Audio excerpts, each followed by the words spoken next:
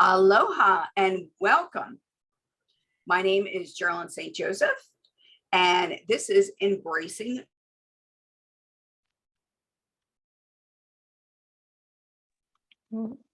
Okay, I don't know why I was all over. All right, I'm going to start that again. All right, I stopped the recording and we'll start again.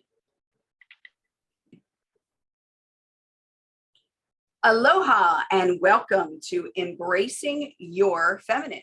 This is not just for women. All of us have feminine energy. Any human that you speak to has some feminine energy. We may have more or we may have less, but we all have feminine and masculine energy. And these energies combine and need to balance in some way. That doesn't mean that they are perfectly even. It simply means that we are open to and can express in either, that we acknowledge it. That being said, let me introduce my co-host, Sorimar, your modern day medicine woman. And Sorimar is speaking with us today from Portugal. A little bit late there. It's quite late there. So she's doing everything she can to stay awake for us, which is we're very grateful. Thank you very much. Sorimar, can you tell us a little bit about who you are and what you do? Of course. Thank you for the beautiful introduction. Hello, beautiful souls. So my name is Sorimar, and I am a modern day medicine woman, which means I bring modern medicine in a holistic way to treat various conditions, you name it. Instead of prescriptions, we look at holistic prescriptions. I also do transformational coaching, which is just transforming who you are or unbecoming what you were into a new version of yourself, more empowered, more connected to yourself and to your desires and dreams. And I also do some psychic and shamanic work. Very good, very interesting. So today we're talking about the feminine.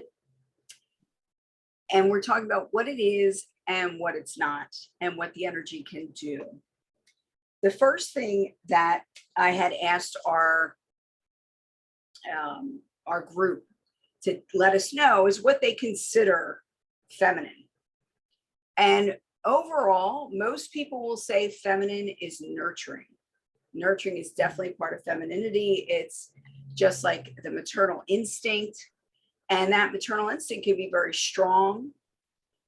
It doesn't necessarily mean that you are a mother and that you're going to have your own children. It could be you are maternal over a company that you build, or over your business family, or over your extended family. So, Sorimar, what do you think are some other key marks of the feminine energetic? What I have found in my experience is really tapping into your intuition is a very soft, feminine, nurturing that you could do within yourself. Being able to flow with life versus, we're talking about the feminine, but we are raised and we were programmed and built to be in the masculine for a very long time. And so now we're moving into embodying or understanding the feminine, which is really surrendering and listening to that voice inside of you that can guide you in a softer way, where you're not always in the logical mind, but you're following your heart. Exactly. So there are many things that will possess a feminine or a masculine energetic to it. Things that we don't usually think about are things like crystals can have a masculine or a feminine energy. I, of course, don't have the two crystals that I'm thinking of in front of me right at the moment, but I will get them a little bit later. But a feminine crystal is like a rose quartz would be considered a feminine crystal, but there's also clear quartz crystal, which is that you can't see through. It's more of a milky texture. And when it's that milky texture, it's more feminine. And the difference in the energy is that the energy is more expansive. It's more effervescent, as opposed to the clear quartz crystal, where everything is very direct. It's going directly where it needs to go. It has a point. and it's going in a specific direction. Whereas the feminine, it's like a circle. It envelopes things. It envelops things. So being feminine is about being open, and it's about allowing. A lot of us were taught that being feminine means being weak. And there are ways that we're weaker than men, like physically, upper body strength. We're generally not. I can't compete against a man who's the same size and weight as me. He's going to, unless I'm a bodybuilder and he's a couch potato, he's going to be able to do more with his upper body than I can. That's not bad. It's just a way that we differ physically. We talk about women's intuition. Does that mean men don't have intuition, Sorimar? No, absolutely not. They also do. They have intuition. It's called women's intuition because it's more of a feminine trait than a masculine trait. Masculine projects. It goes out into the world and it knows what it wants and it moves forward. Women support. We often are the foundation of things, whether we're given credit for that or not. As they say, behind every great man, there's a woman. And it just means that we need a balance of the two energetics. And as I said, we're not necessarily talking about physical women, although as a physical woman, it is easier to embody the feminine essence because, well, one, it's more natural, where it's just easier for us to do so. Mm-hmm. We're caretakers. And it's not necessarily because we're raised as caretakers, but often we are natural caretakers. I have my daughter Stephanie was always, from when she was a baby, always with the babies, always taking care of things, always making sure everybody got fed. She was a little mama. And she didn't always have that shown for her or modeled for her because she was raised mostly with her father. So having those natural instincts is allowing the feminine energy to bubble up and come up and be a part of everything that you're doing. So Sorimar, would you say that women need to focus on being feminine, or how would you say women can be more feminine? Like, how can they allow that to come up? Yeah. Well, I think first we need to come back to our bodies. You know, a lot of us are out in the world trying to do or trying to be or trying to compete with men or the masculine energy. So the first thing is noticing, wow, we have a body, and connect with our heart and connect with the inside. And then when we start to do that, we start to more sit in the trust and listen, right? Because the feminine energy is very subtle, like it's very soft and it speaks very nurturing and gentle. But when we're busy and trying to be in survival mode, or we're trying to work or compete or do, then we're not listening to that subtle voice or the intuition or that feminine energy. So it's like slowing down and giving yourself the slowness, even 20 minutes a day, to connect with the inside, whether you're a man or a woman. It's giving yourself that quiet time to tap into that feminine energy, to the intuition. So why would a man want to do that? Well, the intuition and the feminine energy, everybody has it, and men would benefit in the sense where men are very physical. They want to do things and actions, but we get to the information of what we should be doing or what's in our best interest by tapping into the intuition. So for all of us, we should start tapping into our feminine energy, getting comfortable with it. Like, it's something that I embody and do every day. And that's how I live my life. And then once you get the information, then you're like, oh, I take action. Now you're going to take that masculine energy and put it to work. And so that's where you have that balance. Excellent. I think that's an excellent way to describe it. Women are known, or it's considered more feminine when we are spontaneous, when we allow. It's about allowing and being open. It doesn't necessarily mean stepping back so that we're not seen, but it does mean making space so that what what the universe wants to give to us can come to us. Mhm. So what does that look like? That looks like not trying to make a flower grow by pulling on its roots. You're not going to make it grow by pulling on its roots. It's not going to grow any faster. It has to take its time. But the feminine energy is the rain and the sun and just the earth nurturing and supporting the flower. I would say the earth supporting the flower. Usually we see the sun as being masculine because it's direct and it's heat. And it can be just as destructive as it is helping us grow and whatnot. But if you think about it, so can water. And water's often seen as part of the feminine. So what would you say are some other ways? You said moving your body. What do you mean by that? Do you mean like dancing or yoga or swimming? Like what type of moving your body? It's anything where you get centered. You know, I found in the last year and a half that I've been listening to being more feminine, right? Because I was always living in the masculine. So I'm now flowing with life, and it's brought me to Portugal, it's brought me to Mexico. I found that the more I go inward and I start to understand this energy, that it all just requires quietness. So for me, the best ways are yoga, meditation, walking, and just kind of be sitting in grace and just being present. So whatever you could do, being present, even washing dishes, you know, being present or cooking. Doesn't have to be all, you know, spiritual or in meditation, but anything that will give you a zen or calming mind and getting out of your logical mind. Very good. So women are more expressive. We tend to be more open to ideas. Is that all the time? No. Everybody knows a woman who will not listen to a word that you say, or who everything you say is wrong.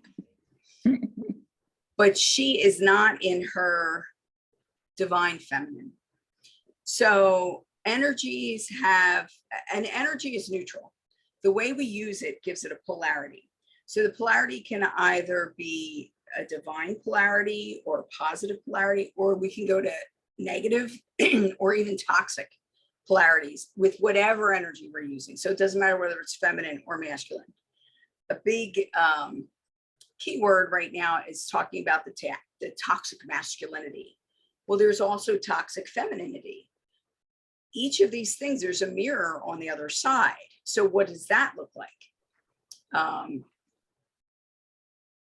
For me, toxic femininity would look like someone who's manipulating people using their feminine essence, or someone who is not being authentic. Part of really getting into your divine feminine is being authentically you and allowing yourself to be vulnerable. Being vulnerable takes a lot more strength than being shielded and constantly having your elbows up, you know, swinging elbows and all that, because you are allowing and you're moving through and taking up space, not because you're forcing it, but because it's a natural part of who you are. It's like you enter the room, your energy enters the room before you do. It's the woman who is, I gotta give props to the queen.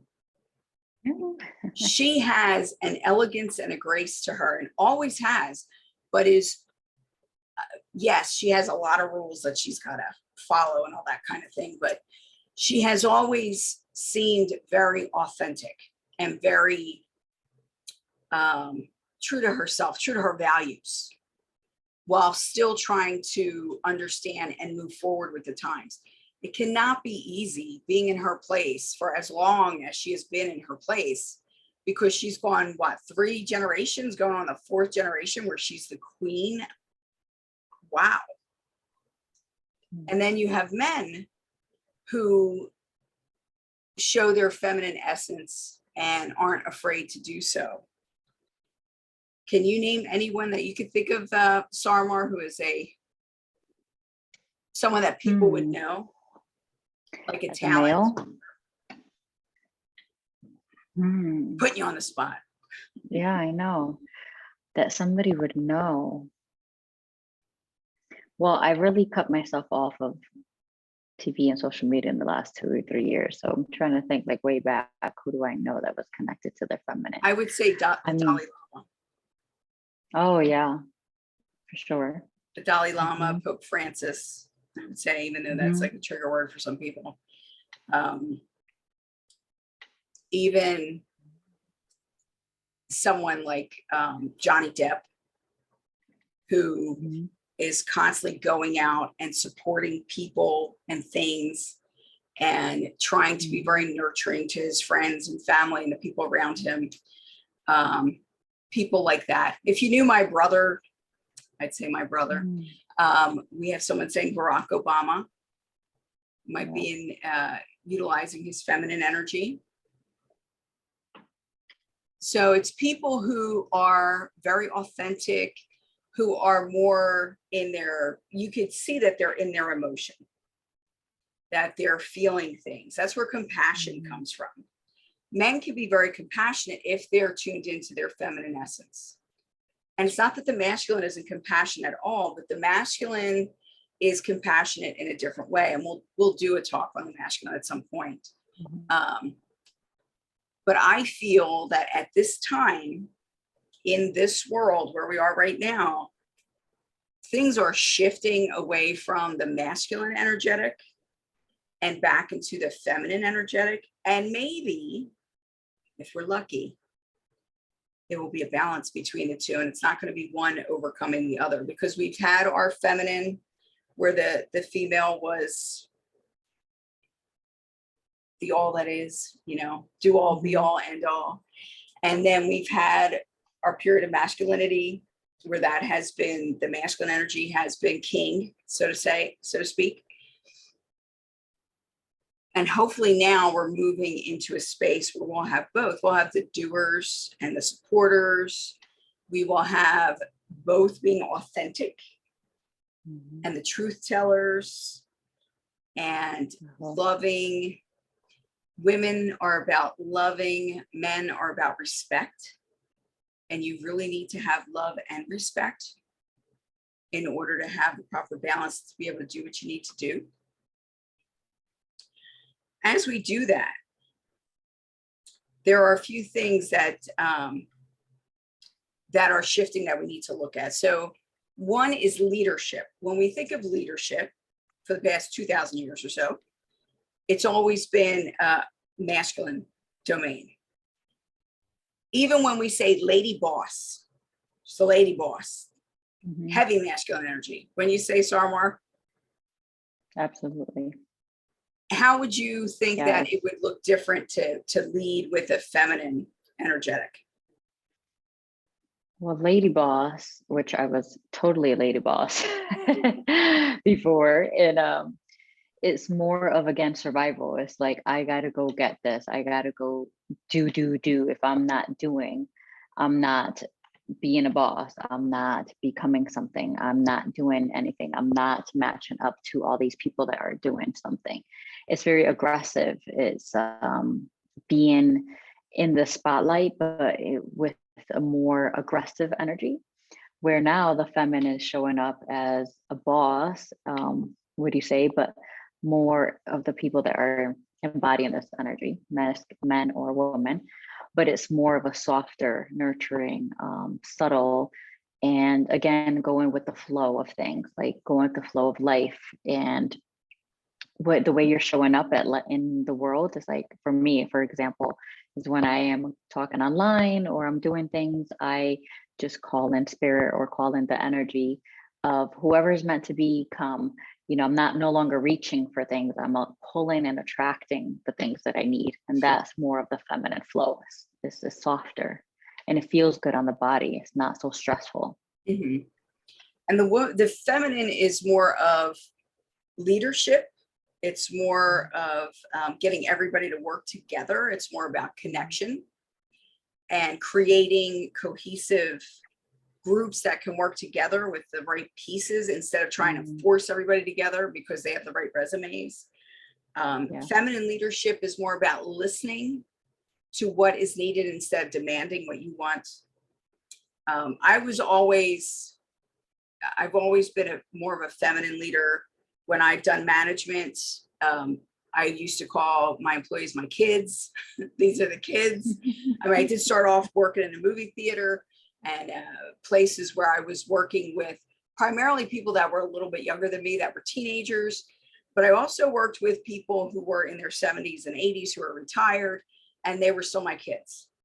And I protected them like my kids.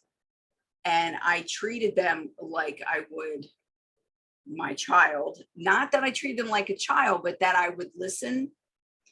And my aim as a manager was to create an atmosphere in which everybody felt acknowledged and they wanted to do.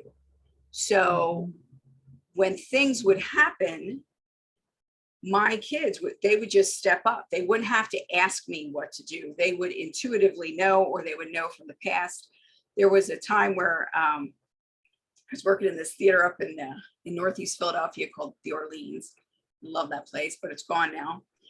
And I had gone on vacation, and my boss changed my schedule without letting me know and put me in like the day after I got home. So I got home at like 2 o'clock in the morning, and he wanted me to be at 9 a.m. and didn't tell me about it.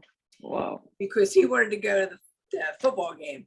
So I'm at home all snug as a bug in a rug, and he calls me and he's like, and that was back when there were no cell phones. That's how old I am. Like, why aren't you at the theater? And I'm like, why would I be at the theater? I'm on vacation until tomorrow. And he's like, oh no, I put you in today because I got Eagles tickets. I'm like, were you going to let me know that? Like, what are we doing here? So jump up out of bed and I run to the theater. And when I get there, now you got to imagine, like, it's all glass doors so I could see inside the theater. The kids are in there, and everything that they could do, they did. They got the concession stand completely ready, but all the doors are locked.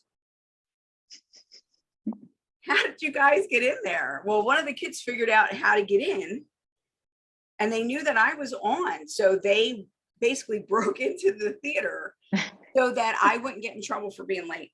Yeah, how sweet is that? That was so awesome. The only thing they couldn't do was thread the projectors, which I did, and they couldn't get to the money. But everything else was ready. Everything was on and everything was ready. And I was so grateful.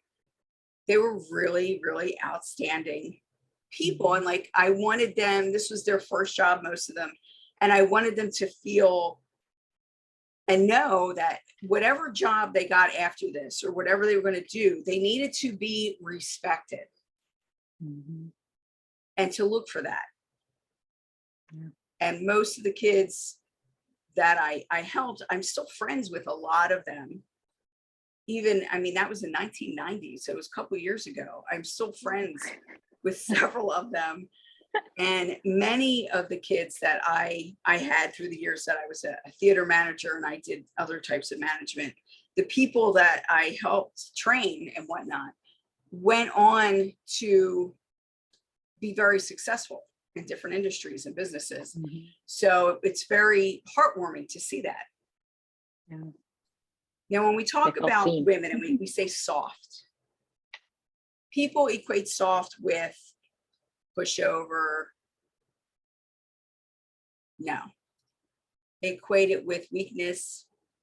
No. We do make ourselves vulnerable when we are being authentic.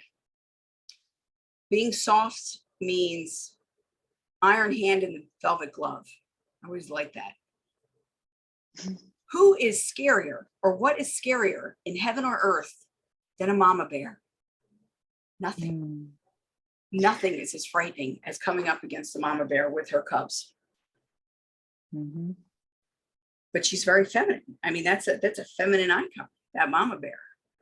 So mama bear will do what needs to be done, but that's not where they start. They don't start with immediately putting a line in the sand. They try to negotiate first. Compassion comes first. Yeah.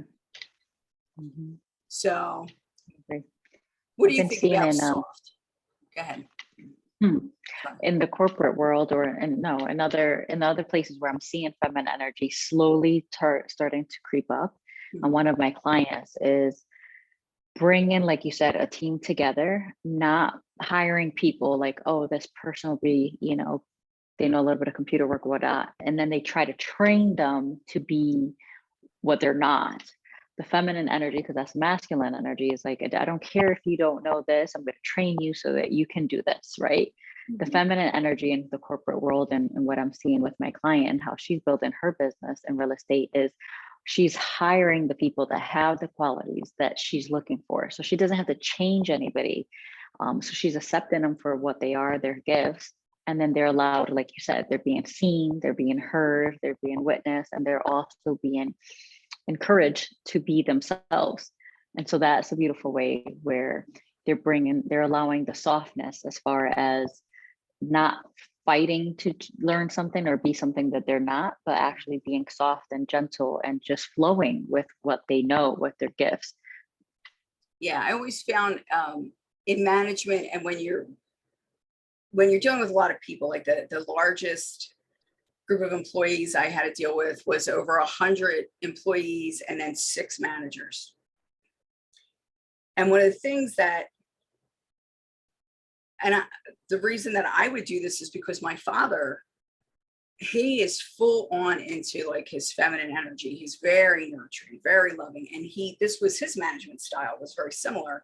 So I would come home from work and I tell him this was happening or that was happening. He would tell me, ask this question, do this, do that, which was great. I mean, he's amazing. But looking at the person, especially when somebody's having difficulty fitting into a role and trying to see, okay, where are your strengths? And this comes in and works well when you're a teacher also, because I've taught grade school and kindergarten and Sunday schools and things like that. If you look at a child or a person and you look at, okay, where are your strengths? Let's take your strengths and build on that. Because if you start from, well, these are your weaknesses, so we're going to work on this first, the person's already deflated. You've already stolen their energy. So you want to build them up a little bit. Be like, well, okay, so you may be having problems with this, but you know what? You do this really well. So let's see if we can utilize this to help with something else. And again, that's part of the nurturing and the growth and the loving energy that comes with feminine energy. Another thing that I would say is really big with feminine energy is that being open and being expressive is necessary because that allows for connection. And there's nothing that the feminine seeks more than connection, because connection is loving, it's nurturing, it's authentic. It's all the things that we are put together, but it's about that connection and making those connections to other people, plants, animals, things, like having a place for our love to go and grow and having that connection with other people. And how would you say that we can either practice that, or how do you know if it's a real connection? Like, how do you either make that connection or understand that it's there? The connection to the feminine, or to others. Again, it's feeling your emotions. I feel like women are really good with feeling their emotions. Again, talking about the toxic or the shadow part of the feminine is when a woman is disconnected from their emotion and we're just being reactive, right? And when we can embody or sit in emotion, like, hey, this is how I feel. I've come across men that are really well at expressing their emotion. So they're tapped in, like you said. And then you could tell because there's a deeper connection, it's depthness. It's not shallow. It's not coming from your wounds or from a reactive place, but more of a centered and really, this is how I feel inside. And, oh, what is that feeling? And not labeling, but maybe giving certain words to it or being descriptive with the emotions versus just saying I'm angry and that's it. It's more like expressing that And it's emotion. getting That the is nuance, finding the exactly. nuance. Because Exactly. 9 out of Mhm, 10, anger is hurt and or mhm, fear. mhm, That's where anger comes from. So anger does not, it's not an emotion that's just there for no reason. And if mhm, you're angry all the time, that's a key element to show you that you are not living your authentic life. That's a key thing to let you know there's stuff you need to look at. So feeling your emotions is really important. The first step is to be able to identify it, like, and stop enough to know that you're feeling something. And mhm. I think with men, they're not allowed to do that so often. I mean, women say they want a sensitive guy, and then they're like, why are you crying? And they Mhm. get called names and whatnot. It's Yeah, no, we all need to be able to feel our emotions, because that is, our emotions are our soul communicating with us. absolutely. And if we're not allowing our soul to communicate with us, nothing out here is going to be of any worth or Mhm. use. You're in alignment. Mhm. So, Agreed. That's where the deep program comes in, right? Like I tell people, like we're conditioned to think, oh, like, when we're younger, you can't cry, you're acting like a girl. Like those are all labels, those are all conditions to keep us in a narrow, more confined way, and so that we can be working, because it was out of survival, of course. Like our ancestors were just trying to survive. But we're noticing that now that that's not surviving, that's actually killing us. It's causing anxiety, it's causing fear. And that's where I think the number one disease in the world is, or the killer is, anxiety, it's stress. And so when we embody the feminine, we're actually, wow, we're tapping into our emotions, we're tapping into how we are, why are we this way? And then being able to express it in a healthy manner. And that's where we should be inviting this feminine energy more into our lives, into our children's lives, into our partner's life, and just balancing, like you said, having that balance so that we can act when we need to, but also be in flow and learn that it's okay to let go and surrender. Like people ask me all the time, like, how do you just end up in Portugal, or how did you end up in Tulum? And it's like, I've had to learn in my journey how to connect with my emotions, because I was so disconnected. And we first met, I was like, oh, I don't like that. That doesn't feel good. And I was like, I need to be strong. I need to be tough. But I noticed that in my couple years of this transformation is like, I don't need to be tough. I just need to be listening more and to allowing. And the more I do that, the more I've been guided by my intuition to lead me to the places that my soul wants to experience. And that is a difference in between living in the flow or living in like, I think I have to do this for the money or for the survival, or because this is what I think I should be doing, for my retirement or whatever it is. It's actually the opposite. definitely, definitely. So, one of the big things that, I don't know about another place in the world, but in America, it's really bad. We do not ask for help. And when people Mm, offer help, we do not accept it. Not only do we not accept it, but it is expected that someone is offering you help just to be nice. So here's my soapbox moment. I hate that. Lying to somebody and telling them that you will be there for them is not nice. That is anything but nice. That is horrible. How dare you? We want to be authentic in what we do. So if you see somebody struggling and there's something you could do to help them and you feel moved to help them, offer the help. But if you don't, if you know you're not going to be there when they move next Tuesday because you are not going to help them move, but you say, yeah, call me if you need me. No, that's lying. That's duplicitous. That is not being a good friend. That is not being a nice person. That is awful. That is giving somebody an unreasonable hope.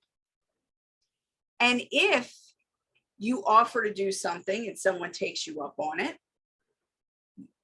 no, you cannot be mad about that. Well, I should have known. I didn't really mean it. Well, don't say it. Say what you mean and mean what you say. Absolutely. That is Mama Bear coming out right there, because I can't stand that. And people argue that, well, I was just being nice. That is not being nice. Whoever thought that was being nice? Why would you think that that is a nice thing to do? To build an expectation that you're not going to do. I mean, that's just dishonest. Why would you do that? I mean, somebody's going to say, oh, good luck in your move. I hope you have the help that you need. You don't have to offer your help. If you're not going to help them, don't offer your help. I've learned, and I've seen that in our culture. We always feel bad, so we say things with no real intention behind it. And it's just something that because we feel bad, or we think that we have to say something. Like sometimes people feel uncomfortable just staying quiet in a situation. And that's where we have to, again, deprogram ourselves. And like you said, if you don't align your thoughts and your emotions and your actions, then it's going to be authentic, And so, yeah, I've seen that a lot as well. And that's what causes stress, is being inauthentic. So since you're in Portugal now and you were in Mexico not that long ago, do people do that everywhere, or is that more like of an American thing, do you think? I mean, I know you're not like the world traveler yet. No, yeah, yet.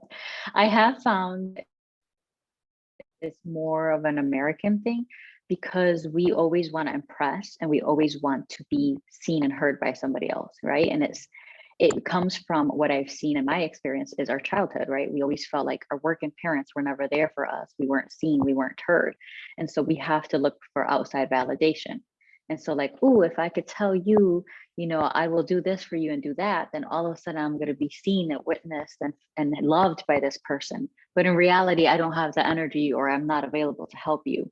And so I do see that, again, the way we were raised is more of a masculine energy. And so these masculine energies, now the feminine, and we all have that feminine urge of wanting to be seen, heard, and desired.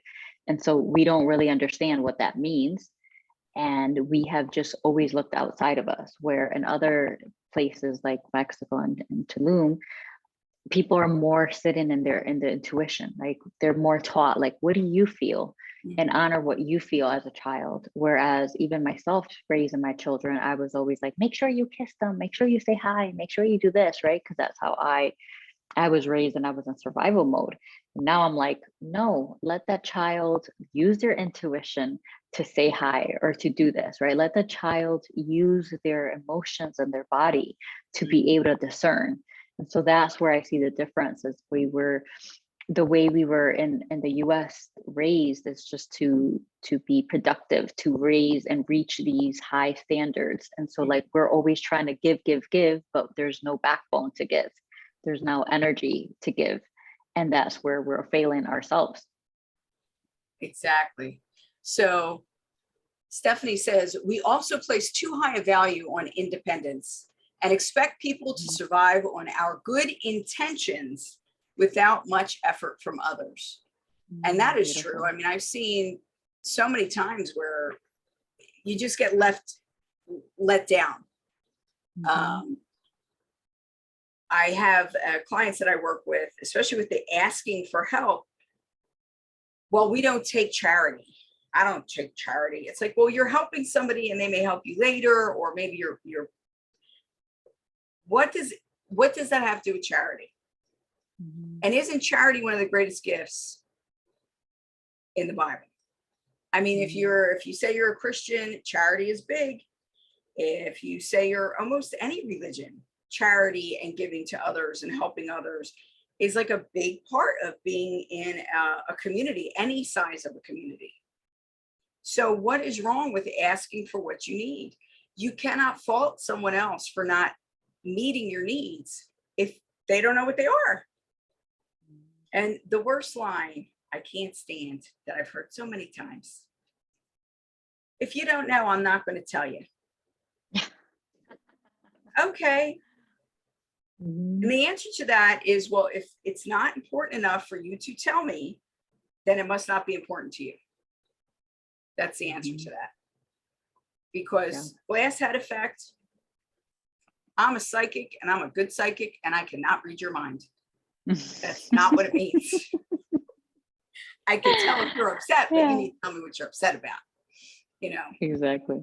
Yeah. And we shouldn't have to do the job, do the guest. And I think, again, that comes back to, wow, we were so programmed. Like when we started to be aware, right, and embody the feminine energy, we start to realize, holy shit, we're programmed in so many ways. Like even myself, I'm working on receiving, I was so when I was being giving stuff or helped, I would feel less than, like, oh shit, I feel like I don't have my shit together, or I'm not strong enough, And so, or I would receive and then immediately have to give, like I felt like I had to give. So now practicing my feminine energy, especially this week as well, is like, oh, I actually could receive, and just that doesn't mean I'm less than. It doesn't mean that I don't have my stuff together. It doesn't mean anything. It just means I am deserving of receiving. I have this argument with my mother all the time because she likes to give, give, give. And then it's like, no, no, no, no. She doesn't want to let anybody, like when we go out to dinner with relatives. And I mean, we have a big family on both sides. The family is not small. So when the family gets together and we're going out to dinner, it's a lot of people. And she wants to be the one to pay the bill. And it's like, well, we're not that well off, that we pay $1,000 bill. I was like, go back there. We do have family members who can do that and it not hurt them. But if anybody else gets up and says, well, we decided we were going to pay this time, or like my father's family, they like to take turns kind of thing, then who gets hurt and this, that, and the other thing. And I'm like, okay, so why do you want to give? Why do you want to help somebody? Well, because they need it, but also because it feels good. It makes me feel good. Okay, it makes you feel good. Why are they not allowed to feel good for helping you? Why can they not feel good for giving you a gift? Why are you only the one who's allowed to have that pleasure? It's very, very selfish. And when you turn around and look at it that way, like, that is very selfish. Because basically you have someone who loves enough and wants to give, and you're stunting that. Or being like, nah, I don't accept charity, and all that. Absolutely. Another side of that, I'm thinking, because I did the no charity thing, reminds me of very specific stories, is when, whether you call it God, whether you call it spirit, whether you call it the all that is, whether you're meditating or you're praying for something and you're asking for help, and then it comes and you're like, no, because you want it specifically in a certain way. So like people who are like, well, I need to make this extra money. Da, da, da. Well, you're an excellent cook. So like all these different people have asked you to cook at their weddings and want to pay you for that because caterers get paid. Oh, no, just pay for the food. Just pay for the food. And then you complain because God is not supporting you. God is supporting you. You're not supporting you. So you're not accepting the gifts that are being given, that are coming your way. You're not allowing for the support that's there, because support does not always come in the form of money. It doesn't always come the way you think it should come. It comes the best way for it to uphold the most amount of people and uphold the energy. So that may mean that maybe you're going to fall in the middle of the street and wrench your ankle, and two people are going to help you up and make sure you get to the hospital, and one's going to stay with you, and you're going to have new friends. Maybe it happens that way because maybe you weren't taking a break and you need a break.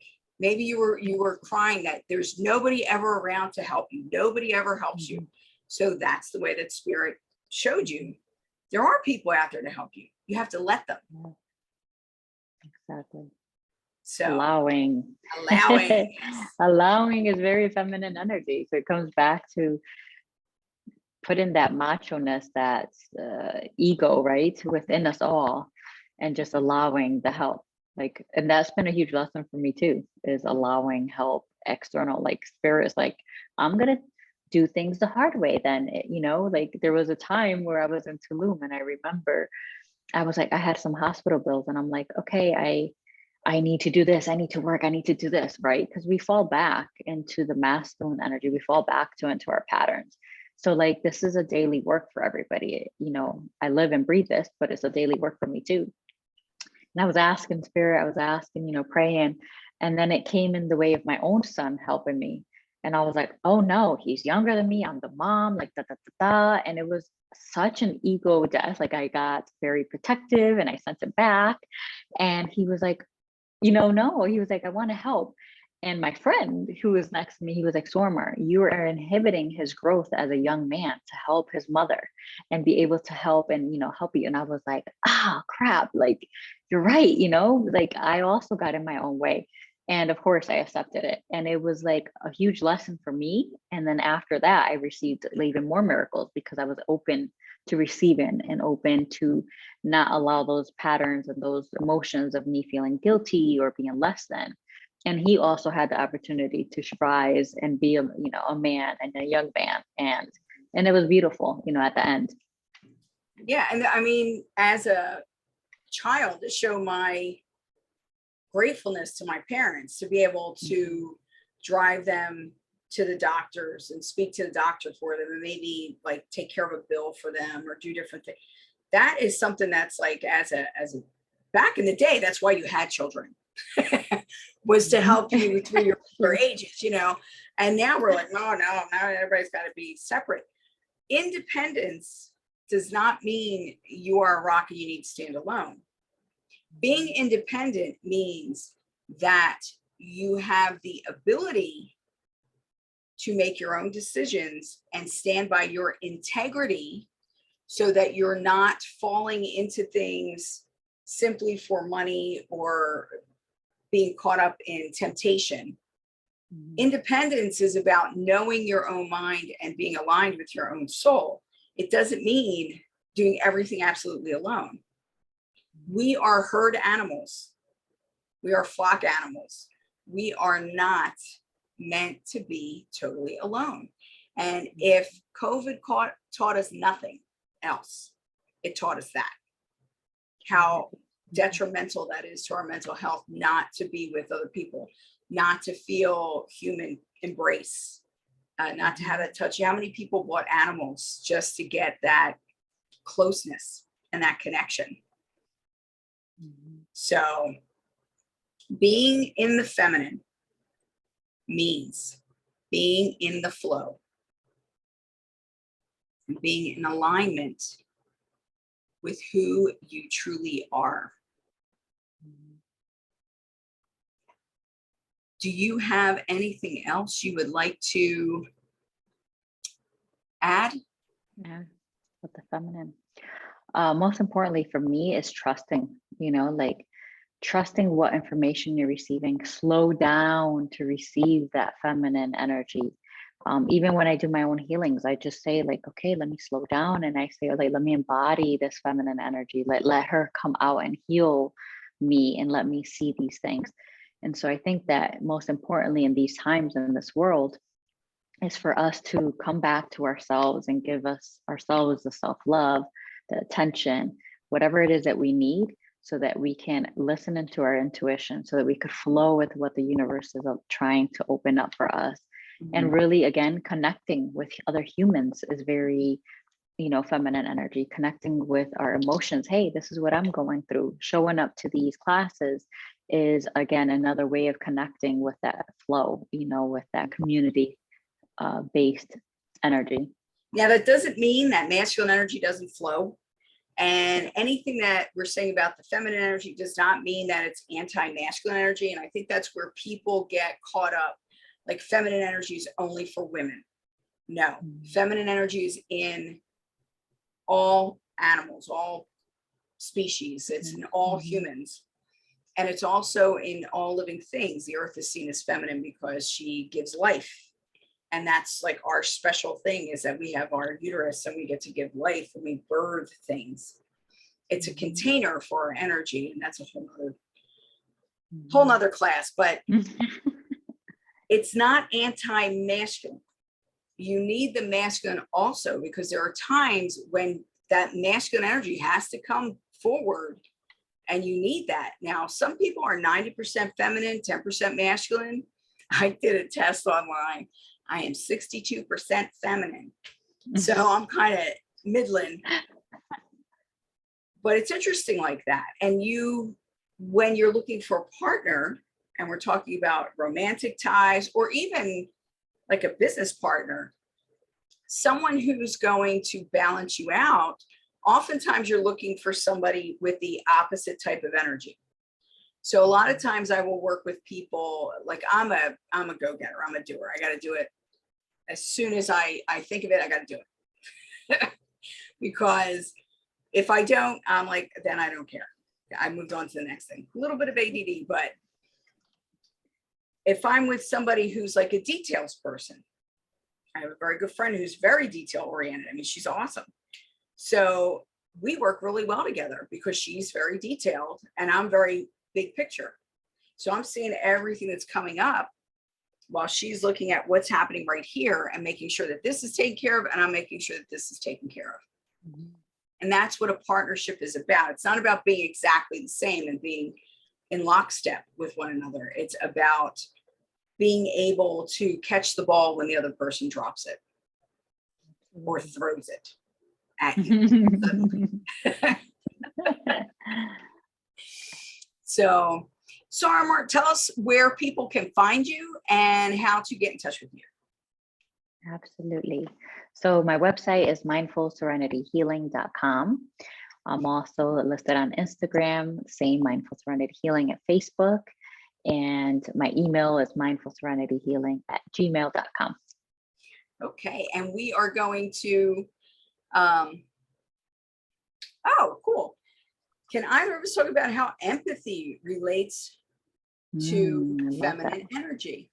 So I'll let you do that since we just, just so I remember to do this. This is a YouTube video. Please subscribe. Please subscribe. And if you can help us to keep this going, because we do this for free on Meetup, leave us a donation down there. Go ahead. Yes. So and make sure you double like and share. Sharing is the best way of giving. So empathy and related to the feminine, empathy is more where you can relate to that person's emotions, connect to the compassionate side of you, and not like, for example, if you told me you were upset, for me, the empathy would be like, oh, okay, let me listen to Geralyn. Let me listen to how she feels. And that is the feminine, right? Allowing yourself to nurture, to be empathetic, to be compassionate to somebody else, versus me getting triggered or upset or thinking about myself. Well, you're telling me how you feel. Well, this is about me, and put it on me. So the empathy would be just being soft and being open to understanding somebody else's emotions and feelings, and bring in more of a compassionate versus just listening, being cold, or rejecting that person's emotions, taking it personally.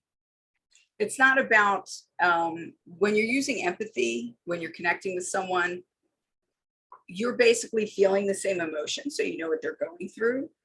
That doesn't mean necessarily if somebody just lost someone and they're hysterical crying that you also are hysterical crying, but you definitely feel all that. You feel the grief.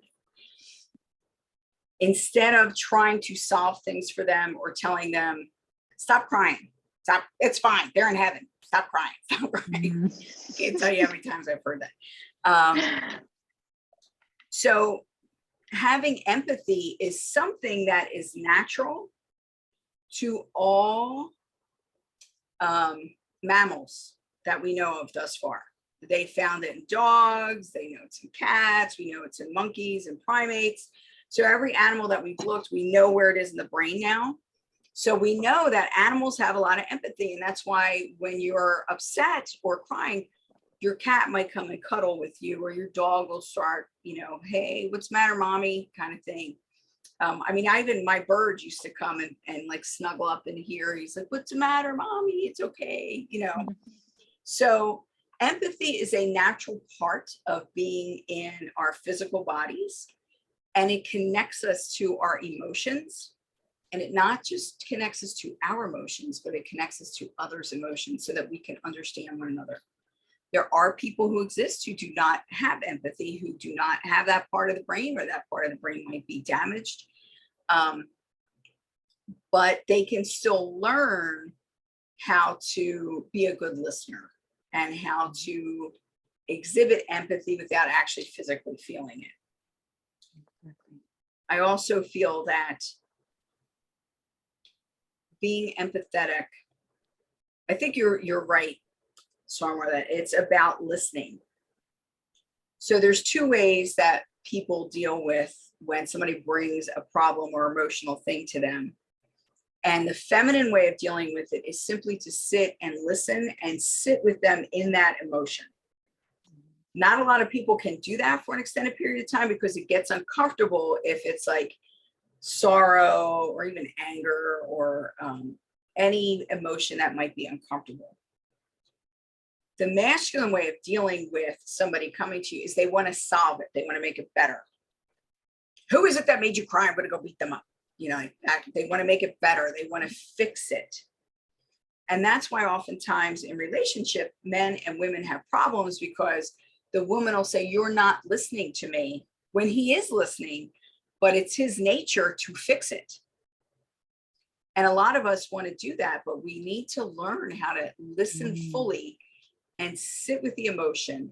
And then if the person wants our help in taking care of something, or they want to discuss a solution, they will ask us for that. And again, it's about being willing to accept, open to accepting help, and being willing to ask. And no, it's about discussing it. So if somebody comes to you with a problem, something that's bothering them at work, well, you got to do this, is not the way to really handle it so that they feel validated. It's more about really listening, sitting with them, and then discussing, well, what do you think you want to do? Or what do you think you could possibly do? Well, maybe you might want to do this, and going into it more gently and not being offended if they don't take your advice right away. Because let's face it, none of us take anybody else's advice right away. It just is not a thing. It is not a thing. So don't get offended by that. That's not what it's about. It's about sitting and being there with the person. And now they have this in their back pocket. Maybe they will take your advice later on. Maybe they won't. Be like, I should have listened to you. And you're like, yeah, I know. Told you so. You know, but that's up to them. We all have our own journey. But we're here to help one another walk that walk. So, okay. Any other questions you guys want to put in the chat real quick? And while we're doing that, I am Geralyn St Joseph. I'm a psychic intuitive. I also do relationship empowerment work as a coach, where I will work with individuals, couples, or groups, families, to help them communicate better and get the most out of their relationships and help them to understand one another better.